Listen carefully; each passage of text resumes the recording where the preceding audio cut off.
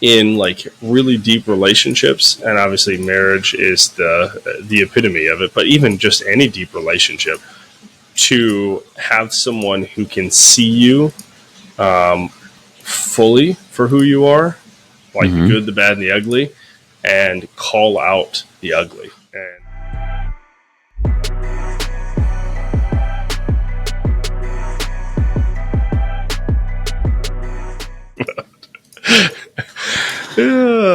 but we're back. Right. We're back, folks.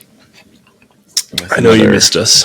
Fantastic podcast with your hosts, Kyle. With all the personality in the world. Kyle and Kyle. Kyle and Kyle. So, yeah, we're talking about things subject that today. Plague men. Oh. That's not where my mind goes first. Things that plague people. Problems that people have. But mostly, let's say men. Common issues, common problems that everyday people suffer from. And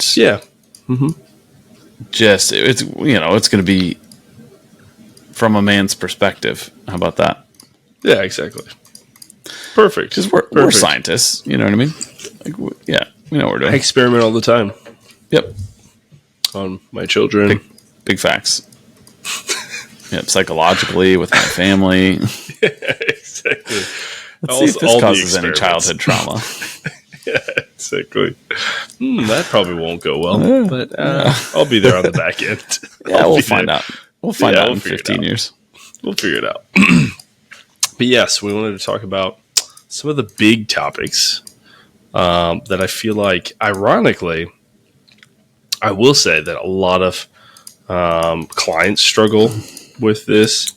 And ironically, I think it's a little bit of societal issues as well as, personality traits and different things like that. But laziness. Laziness is really big. And I think, actually, kind of thinking that through, I think a big part of it is because we don't know how to work well. So laziness, it's almost like a pendulum swing is oftentimes what I see it as. Yeah. Well, and I feel as though, I don't know. I get taught all this crap. Well, I got taught all this crap in school that I've never used, but I was never taught a lot of practical things that I should have been taught, I feel like, you know what I mean? Exactly. But like how to make goals and achieve them. I thought you said gold at first. I was like, yep.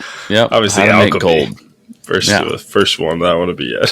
How awesome would that be? Yeah, why didn't they teach me that? No. But like how to set goals, and not just set goals, but how to achieve them, right? If you make like a yearly goal or 1 year from now, I want to blah, blah, blah, right? I want to have a good workout routine. Well, you can't just set that and then be done with it. You know what I mean? Okay, I'll do what I can to get there. And then just, I guess, just try, on a daily basis. Like you have to set monthly goals, weekly goals, or benchmarks at least, and how am I going to get there? What does that look like on the scale of a quarter or a month or a week and so on and so forth. And so that way you can track it and track your progress. And if you're, that way it's not like, you know what, now's not a good time, but next week or, next month. And then it keeps getting pushed off. And then 6 months later, you're like, oh, look at that. I've made zero progress to my goal at the end of the year. Right. Yeah. I feel like there's a lot of that happens as well. And that, I think some of that can be attributed I think laziness can be confused with laziness, where I don't think necessarily it is laziness. Yeah. I think it's just the inability to actually set goals and make a plan to achieve those goals, if that makes sense. Yeah, no, I would say that being able to create a format that's actually applicable in your life is not something that you really learn until unless you have like good models. Like sometimes you can do that with like in like a sport or something like that where the team kind of forces you to do that. But like even in that, I feel like there's a little bit of a crux because like somebody's still telling you what to do versus you creating that yourself. Yeah. And I think that's a big part because like, especially with the concept of laziness, but in reality, goal setting, all that stuff, we are our worst enemy. Like it's really one of the biggest parts of laziness is the struggle with delayed gratification. It's the aspect of I want it now. I don't want to do the work. I want to do the fun thing. Like it kind of comes back to that struggle with being able to say like, yeah, I am going to miss out, but I'm going to get something on the back end. Like I have a long-term goal that I'm pushing for. And then, like you said, putting short-term goals in the midst of that long-term goal. And then breaking it down so you can achieve small goals as you are kind of pushing towards that bigger. Yeah, making sure your daily and weekly agendas are oriented towards achieving your long-term goals. Exactly. And I heard a quote, I saw a quote, and it was the concept was we think we can do way too much with 1 year, and we have a small concept of what we can do in 10. So this aspect of saying like typically we make like, oh, this year's goal is this, and it's usually way out of proportion. Like there's no way that we could achieve it. But then we don't have like longer than that. We don't look at like, well, hey, I'm going to work out. And maybe I don't see crazy results because the front end, I can't do as much or I can't really push myself as hard because I'm just trying to get in shape. But like in 10 years, if I keep this up, I'm going to be in really great shape. But if I see like, oh man, I didn't have as much gains as I wanted. I didn't go from myself to, Ryan Reynolds or The Rock. It's like, oh, this sucks. This is not. This is going to take forever. But instead of being like, I'm just going to make this a habit in my life and then check in 10 years.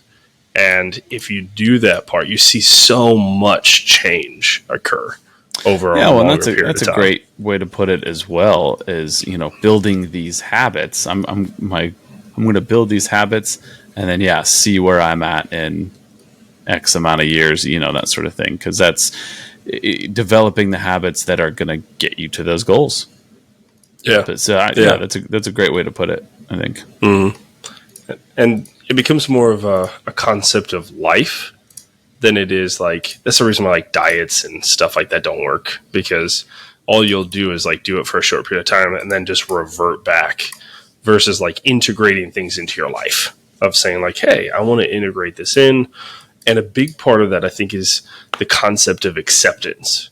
I accept that there's parts of this that I'm not going to like a super ton, but I know it's good, so I accept the bad with the good. I think oftentimes we're just looking at the good of the goal and not looking at the difficulty or the thing I'm not a huge fan of that I would need to accept, and really focusing more on that. Like, of course, I'm going to like the good part, but like I need to recognize and be able to accept the bad part, because that's typically what often motivates me to stop. So like if I look back at my life, it's like, don't want to do this, so then I run to find something that I do want to do. Like such as, I'm just going to watch this TV show, or I'm going to go eat this food, or like it's all like the jump off point is I've come to an obstacle, and instead of accepting it, I just go like, I'm out. And I just pivot and run off to whatever I want to do. Yeah, well, and it kind of reminds me of like when I quit tobacco. Well, I shouldn't say quit tobacco because I still smoke cigars. But when I quit smoking cigarettes in particular, and then also chewing tobacco. And I it was a flip of a switch. I tried so many ways and so many times to quit smoking cigarettes, especially. I didn't really ever try and quit dip until I quit, honestly. But even that was a flip of the switch for me. And so it was something I needed to, in my life, to create the proper motivation, I think, and I don't know what it was. So the first time it happened with cigarettes, I was able to quit for the longest period of time. I don't know, I had achieved at that time, maybe 3 months, I think I had gone, something like that. And it was literally, I smoked a cigarette one day and I'm like, that was gross. It was something about that specific cigarette. It just it tasted nasty. I felt nasty afterwards. And so just like that, it was this flip of a switch. I didn't have a single one afterwards. I didn't wean myself off, whatever. I was cold turkey and made it about 3 months. And then, oh yeah, I'll just smoke one, and just kidding. And then back off the wagon. But then when it happened again, I was actually in Afghanistan when I quit officially. And it was, I was on a journey of trying to better, just feel better, look better, working out on a very regular basis and just trying to be healthy. And I was still smoking cigarettes. And it was a combination of all that stuff where it was just I really realized, and you hear all through school, and there's I got rat poison in there and blah blah blah, which is not true. There's not rat poison in cigarettes, but there is bad stuff, horrible bad stuff, and they are terrible. And I'd also read a book, Own the Day, Own Your Life by Aubrey Marcus, and in there he talks about tobacco use and nicotine and the benefits of nicotine if you choose to utilize it, but how terrible cigarettes are for you. And it was just this culmination of all these things that it was just boop, flip of the switch, cold turkey, never had a cigarette again. And now I'm repulsed by cigarettes. And when people smoke cigarettes, and it's so funny because how your mindset changes. Because I'll smell a cigarette in the air at some point. I'm like, it's 2023. People are still smoking cigarettes. What the heck? And it's just disgusting. You know what I mean? Just the thought of smoking a cigarette is disgusting. So it's just funny how it changes. And then for dip, what it was for me was money. I realized how much money I was spending on it because I never did the math. Yeah, I know. Well, it wasn't even we were hurting. It was just I can't remember what even maybe Caitlin was talking about you really need to see how much you're spending, because it was just small increments, right? $4 here, $4 there, whatever. And then moving to Texas, the price was more expensive per can. And at my peak when I quit, I was a can and a half a day, and it was about $5 a can. And so you do can and a half a day. I'm going to do the math real quick right now. We've got the technology. So that's literally right now. It's just hurting my heart. What? As you're doing it? Are you doing the math? Money. Yeah. I'm just calculating in my head how much. Not very far, but just $210 a month is what I was spending. $210 a month is what I was spending at $5 a can, which I think it was a little bit more than that with taxes and everything. But at $5 a can and a half a day, it was $210 a month. What are you doing with your life? Yeah. So it just shocked me. I was like, holy crap. All of the things that in my head, I'm like, oh man, I wish we could afford faster internet. I wish we could afford this. And it's you quit chewing tobacco and you can 100%, just that easy. And so, just like that, it was okay, yeah, flip of the switch. Now that one was a little different, but it was those triggers that helped me, I guess in this instance is getting rid of a bad habit. But it's finding that motivation, I feel like. And it's the same for building habits as well. Because I'm like that with working out. There have been points in my life where I've worked out heavily on a regular basis, and I was in great shape. I was building muscle.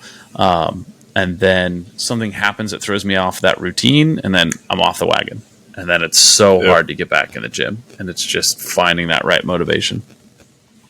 That's the thing. I think that's the thing I would say would be a great class, would be figuring out how to harness the ability to tap into what you were talking about, which I think is it's going to obviously be unique and different for each person. It's not like it's going to be like a magical chant that you say and you can just like find this, but it's more of like how to be always looking for what you need to press into the healthiness that you want, because oftentimes we know what we want to do. It's just we're looking for that flip the switch. We're hoping that the switch happens. Now, I will say that I think you could have gotten to it with more. And hold on for this brief intermission. It's another time I forgot to do something. No.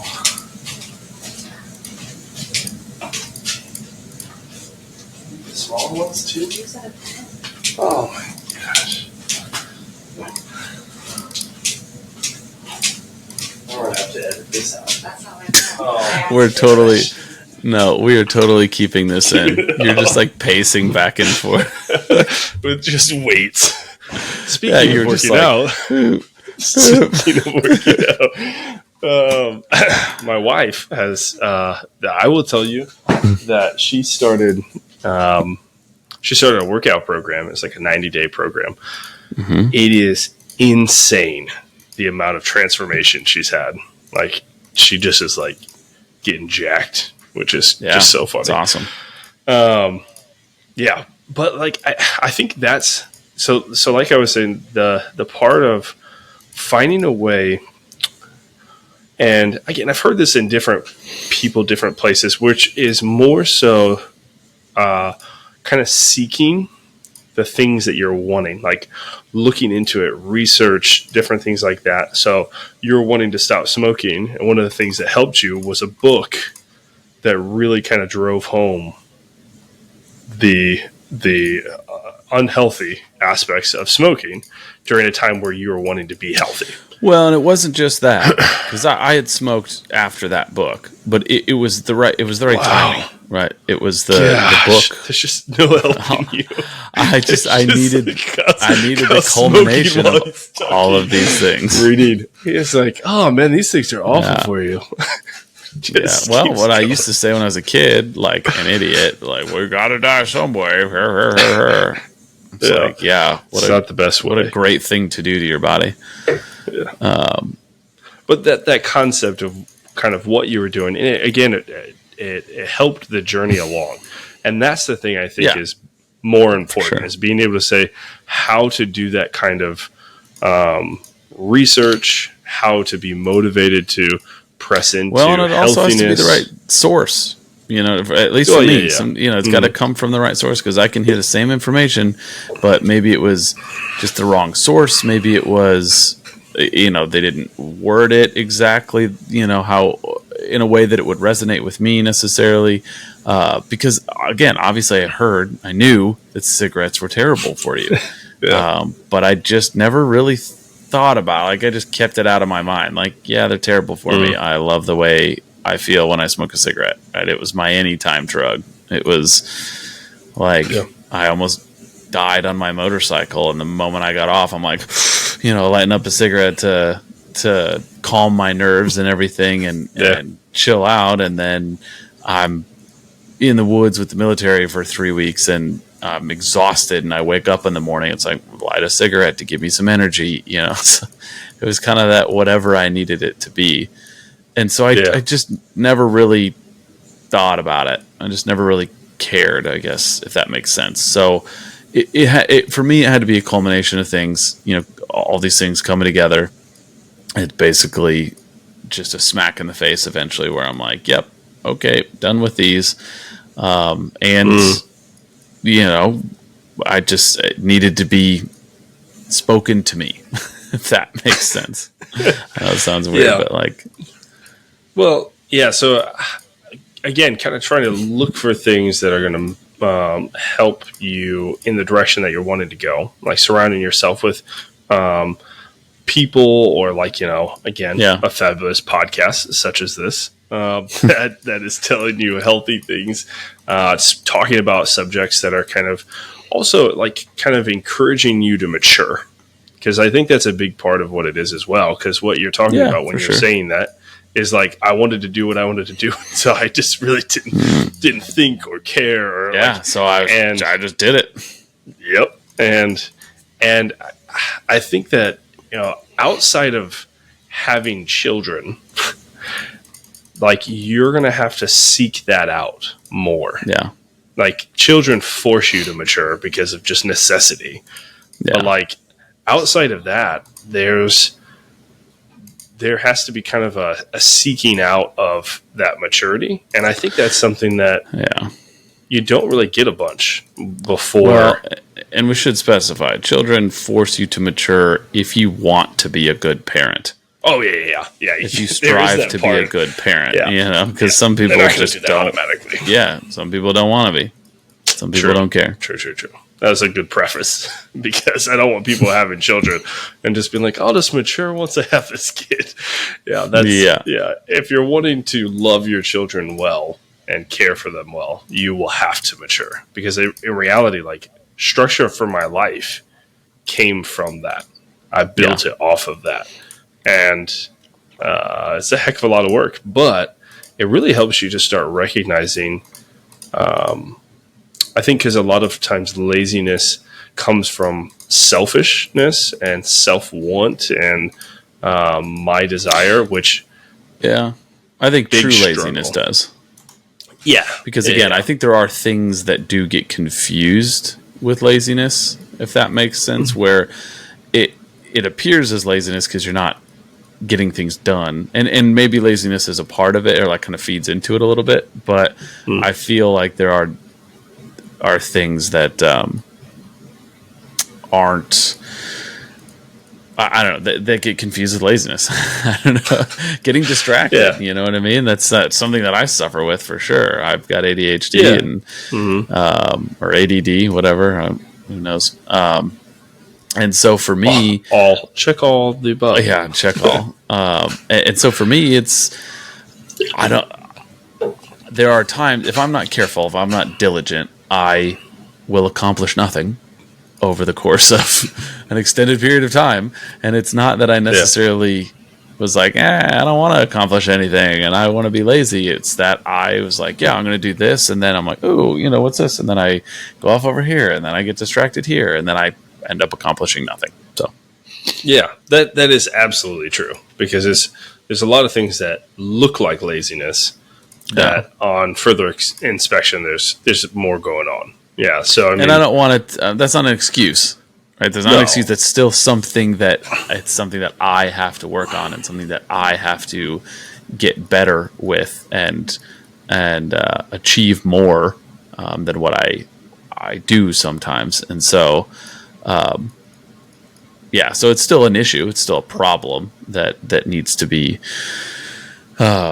fixed. But and again, I think it can come from the concept of even that you can be lazy, and if you don't ever try to work against the thing once you know it's there. There's a difference between like, I don't know that this is happening to me and I'm just like kind of like stumbling through it, versus like, oh, I know I have ADHD and I'm not actively trying to stop my distracting nature. So then it becomes a part where it's like, now we've moved into laziness of not because you struggle with distraction. That's kind of happening to you, but the lack of pressing into it now becomes a form, which I think is, again, something that is true for all of us, where we know what we should do, and then it's the battle of that concept of what we were talking about before, that delayed gratification to actually get it done. Because I think that it's like the whole like angel and demon like on your shoulders being like, oh, you should go do this good thing, and then the other one's like, but you could also watch 6 episodes of Netflix. You can binge the crap out of this. And that's the I think that's the part that, in reality, ironically, the good things always better for you, like all together, but it's going to take work. And that's the part that I think oftentimes is the in the moment challenge to accept work and to accept that most of our life is going to be work. Now, it should look differently, and we're kind of coming full circle back to that concept where I think we are in, especially in American society, but in a lot of societies, we overwork ourselves for work. And then what happens is we get so kind of stressed or burnt out from work that when we get back home, we like kind of try to pendulum swing and almost make leisure an idol, where it's like, I don't want to do anything. Yeah, I just want to watch the TV I want to watch, play video games. I want to sit around, do nothing. And it becomes this part where then I get frustrated at home because something's trying to take away my leisure. And it's almost like it's like in my head, like this is my, time to relax because of my stressful day at work. Yeah. But in reality, you can end up blowing up on your kids because of it. Exactly. Yeah. And that's a part where I think we need to get our work life into a better balance, so that way we can transition into what I often call like second shift. Like if you have a wife, if you have children, like you have a second shift job. And it's when you come home till they go to sleep is your second shift. And if you are burnt out from work, you're not going to do your second shift well. And that's where I think a lot of my struggles with laziness comes in then. I'm like having this internal battle of feeling frustrated with my children because they're not going to bed fast enough, or they're not listening. So I'm having to do extra things to deal with it. And I'm already really tired. And in reality, that's not their fault. Like, they're kids being kids. Like, that's what they're supposed to do. That's a part of my job. But it's that concept of, I think it kind of comes back to what you're saying. It's not specifically just laziness. I think it's because we've stretched ourselves a little bit too far in one area of life, where now it's negatively impacting other areas where I don't have as much to give in those spaces. Yeah, well, and that's like my last job. I loved it. It's when I worked at the gun range, and I was a supervisor out there. I loved what I did. I loved the company that I worked for, and it had its problems. It had people there that weren't spectacular, but especially in the gun community, and the way I see it is, there's so much bad information going around out there. In the gun community of the best gun to buy, and like, this is what you should get, and whatever. So there's so much bad information, and when it comes to firearms, that can result in a terrible tragedy, with the bad information. And so I would take it upon myself to be an advocate for firearms and for new shooters and things like that, and try and inform everybody to the best of my ability to ensure that people that leave our range don't end up accidentally, being involved in one of those tragedies. Yeah. And so people come in, ask me, hey, first time gun owner, I want to be a first time gun owner, don't know what to buy, what should I buy? And so, me being me, I like to talk a lot anyway, especially about guns. And so I was like, well, great, there goes next 2 hours of my life, because I cannot let these people leave without giving them all of the information that's in my head, because they need to be as well informed as humanly possible. And so I would do that. And, I would also try and dedicate myself to the other employees, the range safety officers that I was in charge of. And by the time I came home, I had nothing left to give my family, or very little left to give. I was just mentally drained. And it was that whole relaxation. I want to come home. I want to have some dinner and pour a drink and sit in front of the TV and do nothing, right? And Yeah. with a wife and a kid, even just a wife, like that's okay on occasion, but there needs to be more, and there wasn't, and Mm-hmm. I didn't realize it. You know what I mean? It wasn't something that I realized until I developed anxiety and so on and so forth. And actually, through my anxiety, I think God talked to me through my anxiety, Mm-hmm. and that's when I realized, like, got to quit the range. All right, sounds good. Yeah. But I mean, I think that's a great example of making sure you're able to find, again, a job where you can work, provide for your family, and it's not draining on Mm-hmm. you. It's not taking from you more than it's giving. And it allows you to have that balance between, home and home and work. And like, that's one thing that I also have to make sure I'm doing a really good job on that, because I can I can easily get there.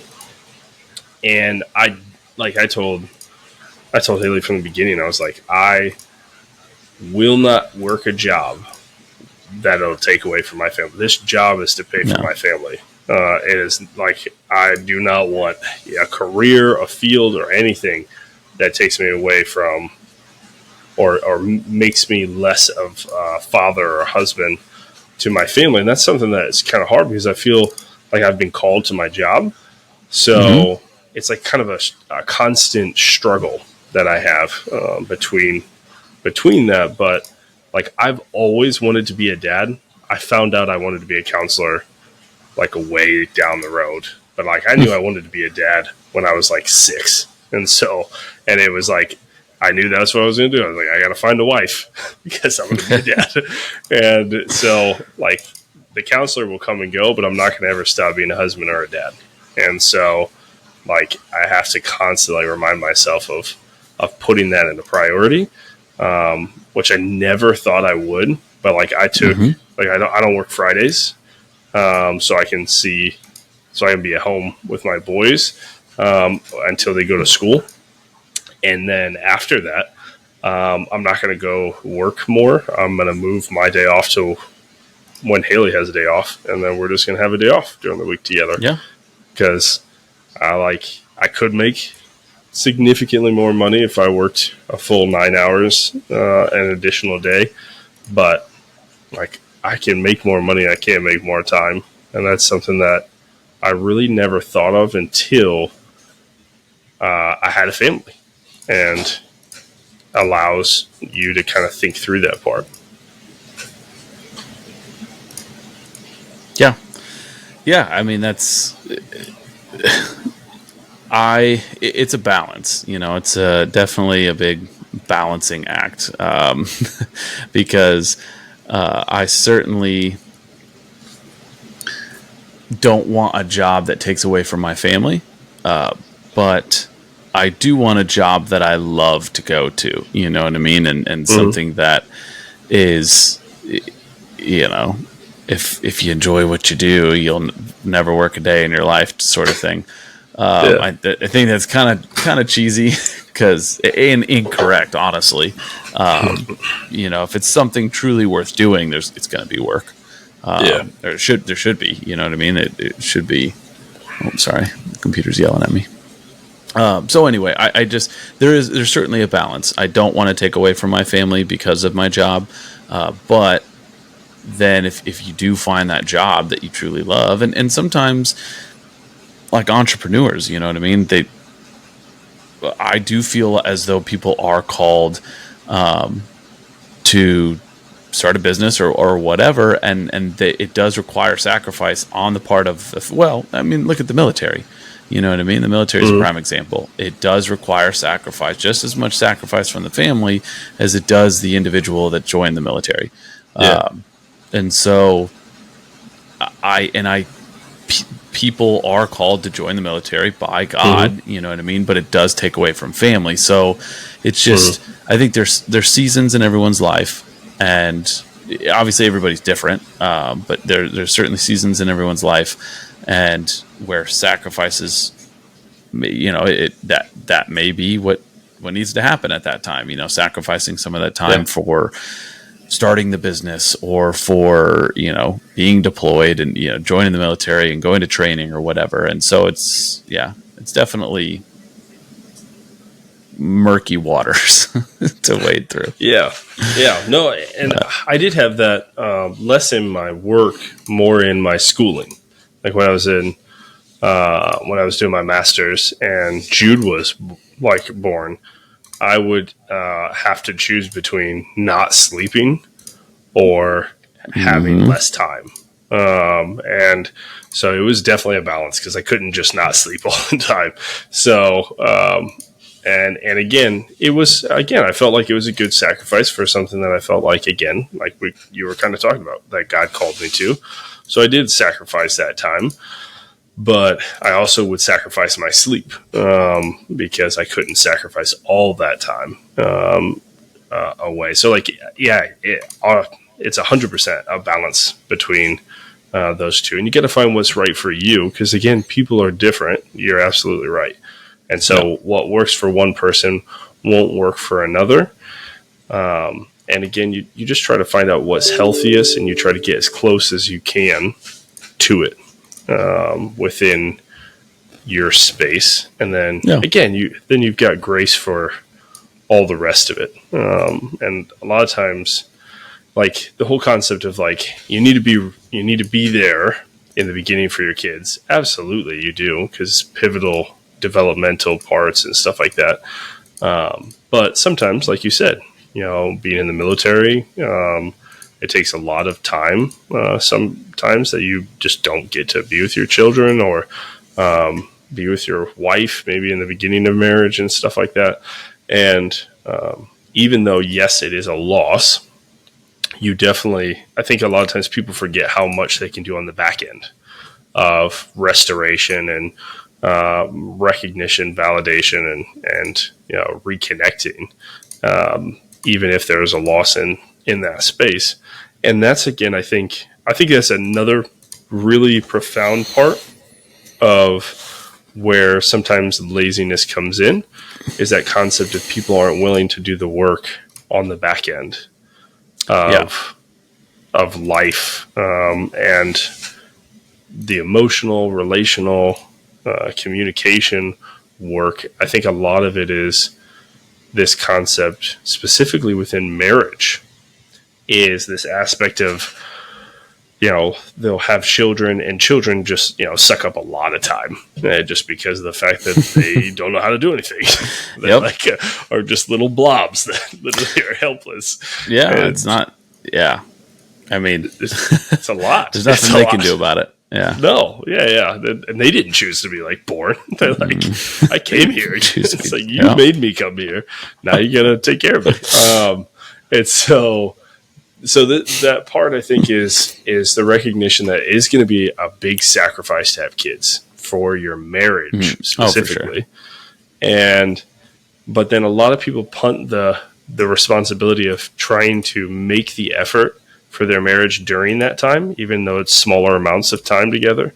And they punt the responsibility of reconnecting once their kids become less needy, or when their kids leave the house. They don't do this focus of like, hey, this can be a lot of work to reconnect because we just have been disconnected from necessity, that we need to now like really press into figuring out what life's going to look like with us being back in the dating concept of our relationship again. Yeah. And making that an effort. I think that's where a lot of divorces come in, because they're just like, it seems like a lot of work. And they just are communication deteriorates.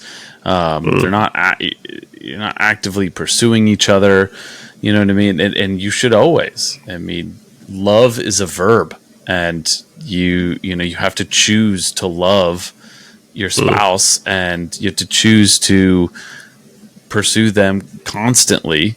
I think that happens all too. That's I feel like the whole honeymoon phase crap, which I think we're happier in our marriage now than we ever have been. But I think that's what part of what leads to the honeymoon phase, I feel like, is when you're dating, you're still dating. You know what I mean? You're Yeah. still actively pursuing each other. And then there is that when you first get married, all this, newlywed bliss and everything. And then reality starts to set in. You start to be like, all right, well, we're married now. And that starts to wane a little bit. You start to not actively pursue each other. And then it's like erosion, just a little bit at a time before you even realize it. And all of a sudden it's just turns into complacency and stale marriage, unfortunately. Yeah. Yeah. And that's easy to do. It's easy to do when you've got so many other things that you're trying to do, have more children, work on careers, keep up a house. You end up letting things swallow up the time versus making it a priority and just recognizing it's going to be smaller amounts now and then should build as our kids grow and they become more stable. You can, do more things separate from them. And so, but yeah, it does absolutely take work. And I think that's the thing that people are kind of almost like, it's like the honeymoon phase disappears and they're just like, well, crap. It's like, I don't need to pursue you anymore. You're not going to go anywhere. And now we don't have this like hormonal milieu that's just, spilling out and making us feel like we want to do all this effort. Now it's choice. And that's the thing I think is important. That concept of love is a verb. Love is commitment. So it doesn't really have to do with a feeling all the time. Now, obviously, love is going to have feelings in it, but not all the time. And so, well, it should involve feelings. Yes. So like, you're going to have that, but it's going to be more of highs and lows. Yeah. And the lows you still need to be loving, even if you don't have the feeling attached to it, to be able to do that part. And again, the same thing with like kids. It's like sometimes they drive you nuts, but you're still loving them, even when they're, driving you insane. And if love stopped when they were frustrating you, that would not be good. I'm just saying, like, you've actually made me too angry. I have renounced you as a child, and your things are packed. Please take them and go. Yeah. You have not gotten a rose. so I think that's important to be able to say, like, and that's something that I struggle with a lot, is keeping the dating concept alive. Like, me and my wife do everything together. Like, we are, like, she is my best friend, and so I want to see her all the time. I don't go out very often. I'm like always wanting to come home to her. She's my favorite person, but I am, we were really poor during most of when I was going to school and stuff like that. We just like had very little money, which is not an excuse because I should have been creative. There's all sorts of things. I've thought it, I haven't done it, so I'm not like trying to be like, oh, look at me. But like I've even thought about at times when we have been poor. The biggest issue is we don't have free childcare. We don't have access to free childcare. Well, I shouldn't say that. Kelly's been awesome. She's like basically just refuses to let us pay her. So blocks you on Venmo. Yeah, that's exactly what she does. It drives me nuts, actually. But I have really thought about just going upstairs and setting up like a nice little table and candles and making dinner and like having Kelly, watching the kids downstairs or something, and like just doing that, just something.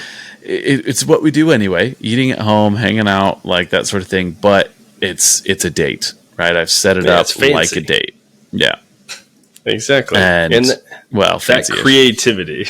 That creativity, I think, is what's more important than that. And I often would get in this concept of like, it needs to either be out and special, or like we just need to do what we normally do, and that is dumb and lazy on my part. Like that's a part where I was just being lazy versus being like, let's be creative. Like literally take a blanket outside and put it on the ground.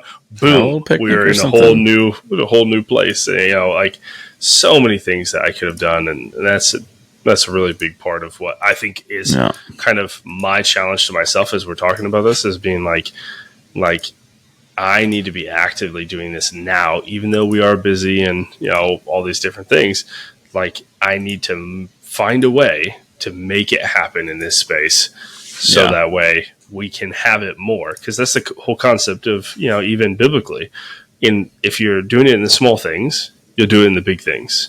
And, it's like, if you're not doing it in the small things, you're going to get more time. It's not like you're going to do, like, just magically change into this person who values that. You'll just probably fill it up with dumb stuff that you don't need to do.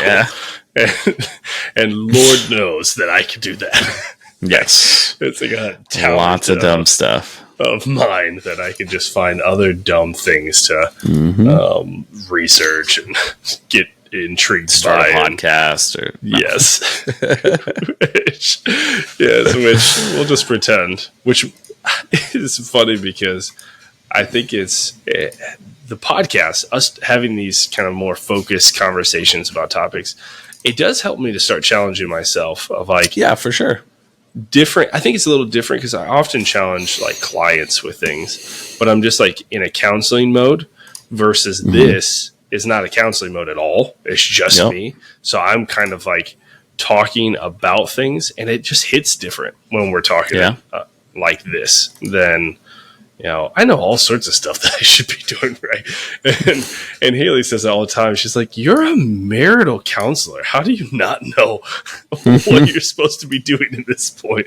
I'm like, it's different. Like, I don't actually practice what I preach. Yeah, go on. I just tell them, I just tell them what they should do, and then go do the exact opposite. I mean, it is obviously it's always easier, and I mean, it's one thing to know the right thing to do, and it's another thing to implement it. And it's something that it helps to have someone holding you accountable.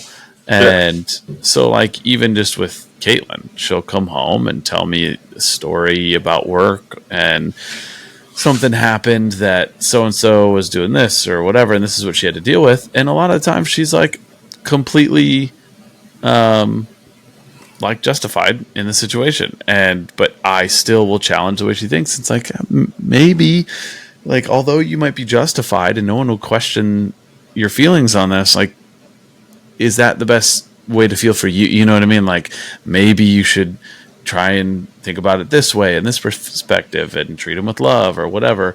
And I can tell her that all day long, but then I find myself in a situation, and then afterwards I'm kind of thinking about it. I'm like, didn't do at all what I tell Caitlin that she should do. Exactly. I need, if I'm telling a story about what happened, and like Caitlin's on the receiving end, I need her to also tell me, like, hey, I need that accountability partner. You know what I mean? Exactly. And that's something that, again, that challenging concept, or like we were talking about before, talking about and researching and engaging with subjects for the direction that we're wanting to go, is how you create change. That's, it's the aspect of like surrounding yourself by people who are kind of better, farther along the path than you are, allows for you to have someone like to strive towards while you're actively working on it. One, they're going to encourage you, but two, you're kind of like, ooh, I got to keep going. Like, there's more to this than just where I'm at. The whole concept of being like, well, you're as dumb as me. Perfect. we're just gonna pretty much walk in circles with each other, versus being able to have. And again, I'm not saying that people are dumb, but like that we want to have people that are a little bit different than us. And again, everyone's unique. So again, you can be better at one thing, and another person needs that, so you're challenging each other in that space. Yeah, well, that's the beauty of marriage and accountability partners. And you know what I mean? Like, is that, I mean, marriage is kind of the ultimate accountability partner, exactly. Permanent accountability partner forever. But it's you should find someone who does challenge you in those ways, and like, if you're never challenged by your spouse, that's boring. Like, It is. I don't know how else to say it. Like, it's just boring, and Yeah. I feel like that can also lead to deterioration of a marriage, because I think everybody needs that challenge and striving to be better and wanting the best for each other, and Yeah. anyway. Yeah, and I think that's a part. I think God puts us in like really deep relationships, and obviously marriage is the epitome of it. But even just any deep relationship, to have someone who can see you fully for who you are, like the good, the bad, and the ugly, and call out the ugly. And I was kind of talking to a client, and I was just like, if your spouse is speaking to you and it is truth, not unhealthiness, but actual truth, that is not her speaking, that's not him speaking, that's God speaking. Because that concept of he will utilize the spouse to reveal the things that he wants you to work on. And well, the most problem of the time is recognizing those things as truth when they are said. You know what I mean? Yes.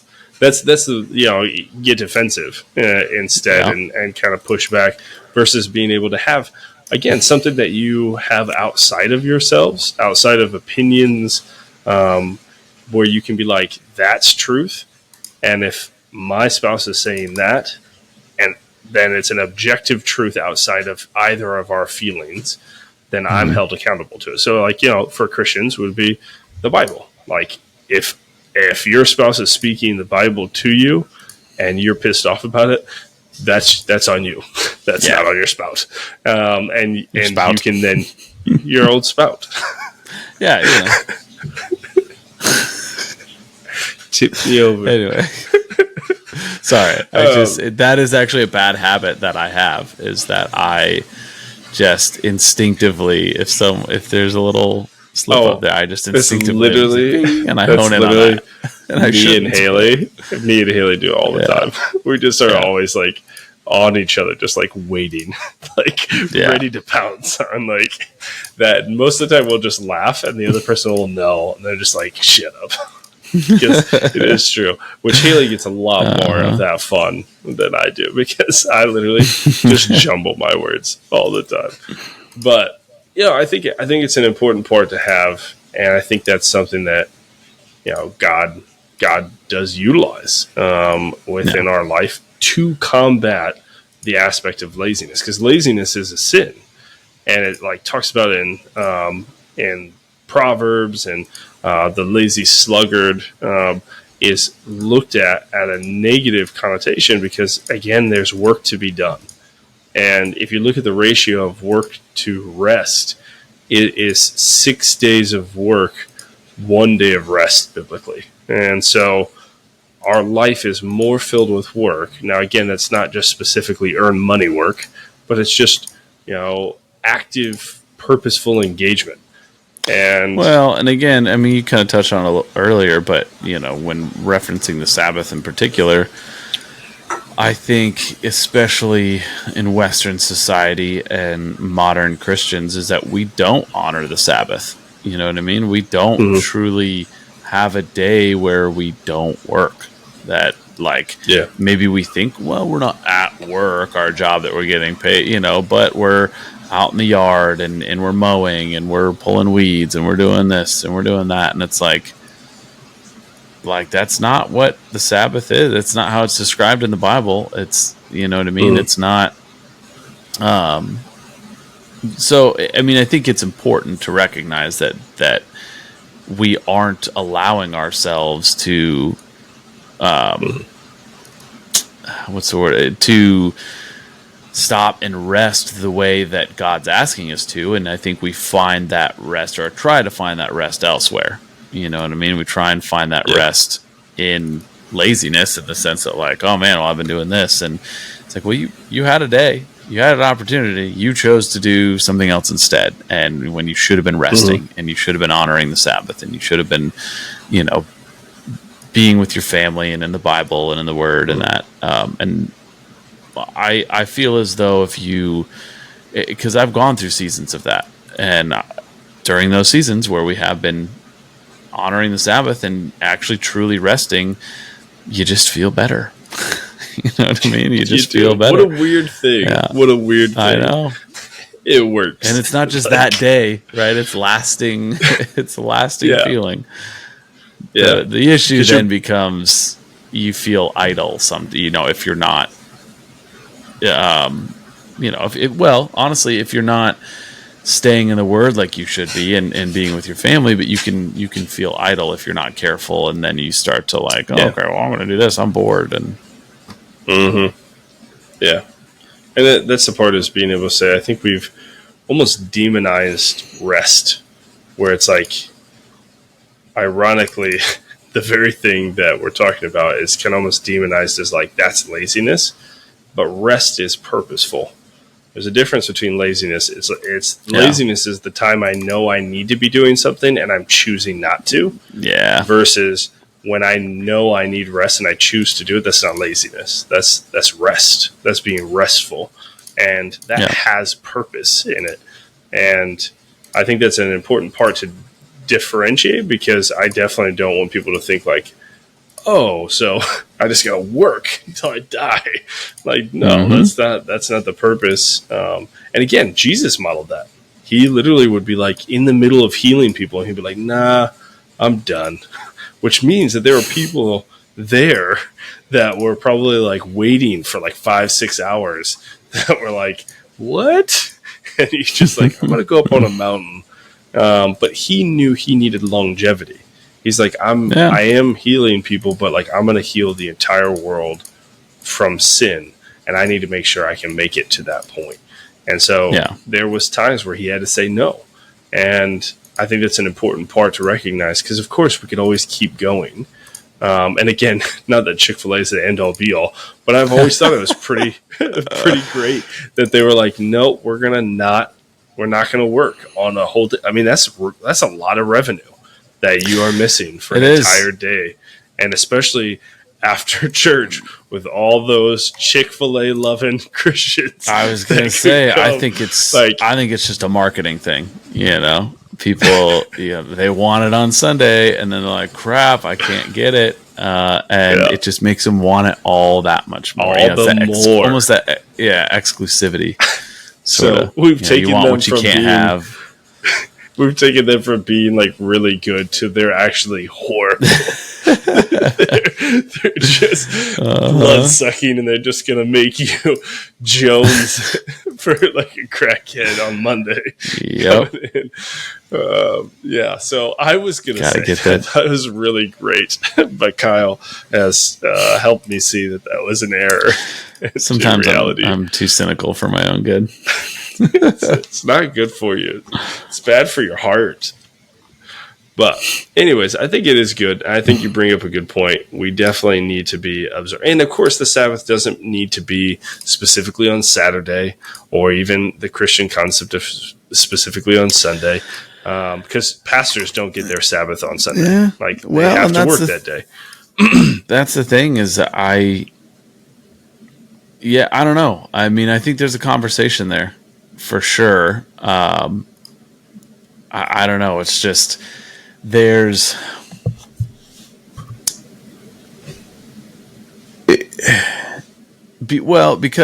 I mean, Sunday is the first day of the week, technically, right? Not the seventh day of the week.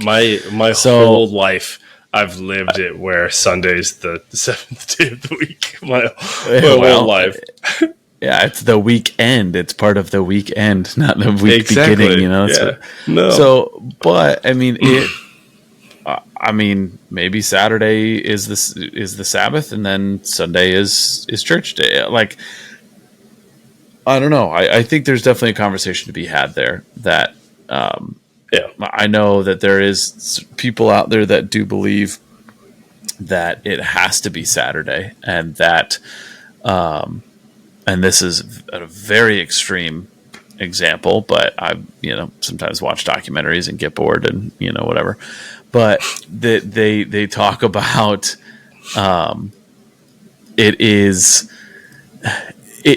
I'm trying to think exactly. They describe it, I think, as the mark of the beast, is not observing the Sabbath on Saturday, but observing the Sabbath on Sunday, and that's very extreme. I get it. It seems like, not saying I agree with that, like a little, but yeah, but like I can't. It's been like a very long Jews, time since I had seen it, but there are people out there that are like, yeah, and it's people it's this do whole thing, this whole documentary I watched.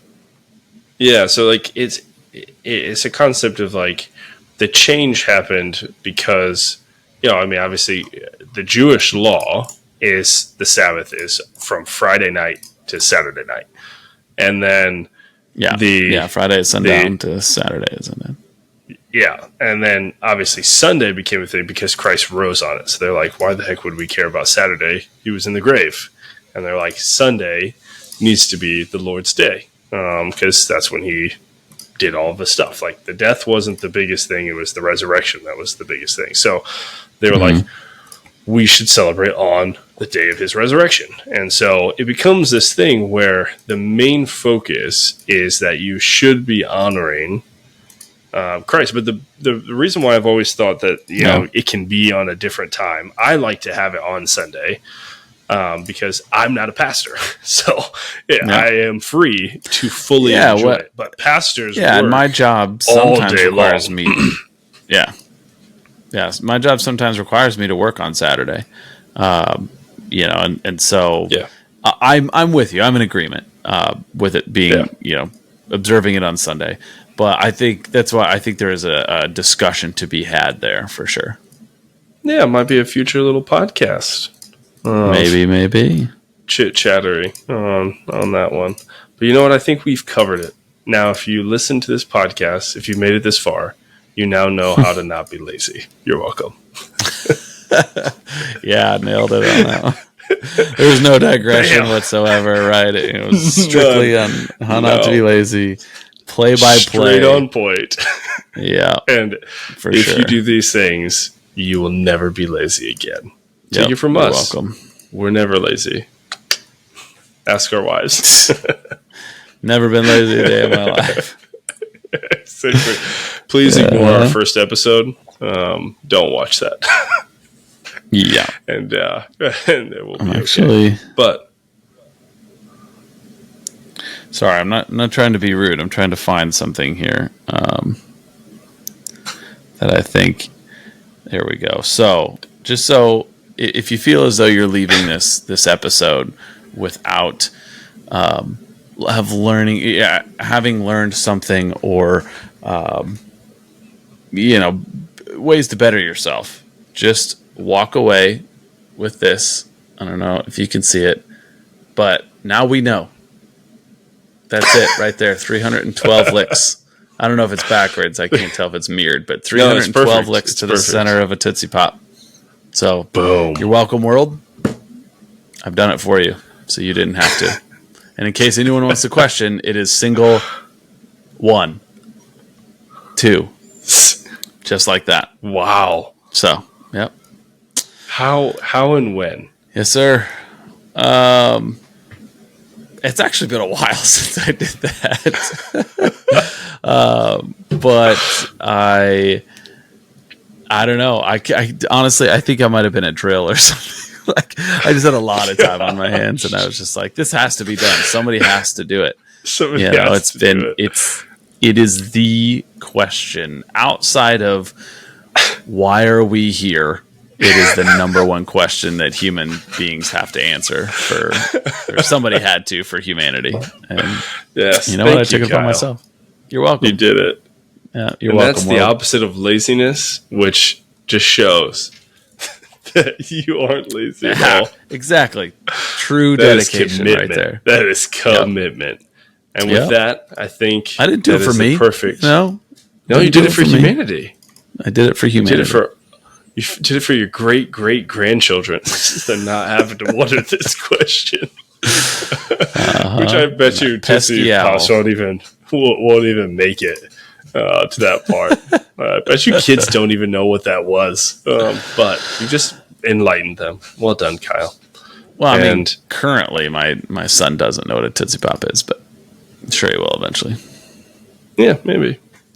But you know what? I think that's the Yep. perfect ending Way to a end it. perfect podcast on laziness. You're welcome, everyone. And Yes. I think that's time for us to bid you all adieu. Adieu. And good night.